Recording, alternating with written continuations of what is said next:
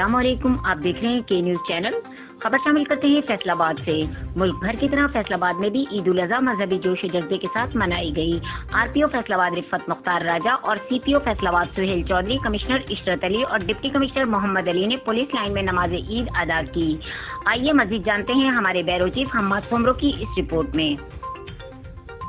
जी बिल्कुल, ईद उल अजहा की नमाज का एहतमाम पुलिस लाइन मस्जिद में किया गया। इस मौके पर मेहमानों को पुलिस के स्पेशल बैंड ने खुसूसी अंदाज में वेलकम किया। नमाज ईद में Rifat Mukhtar Raja, regional police officer Faisalabad, Ishrat Ali divisional commissioner, Mohammad Suhail Chaudhry city police officer Faisalabad, Mohammad Ali deputy commissioner समेत सीनियर और जूनियर पुलिस अफसरान और मुख्तलिफ तबका फिक्र के लोग शामिल थे।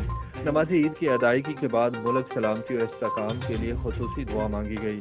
नमाज के बाद सीपीओ फैसलाबाद जूनियर पुलिस अफसरान और शहरियों से मिले, इन्हें ईद की मुबारकबाद दी और इनके साथ मिलकर खाना खाया।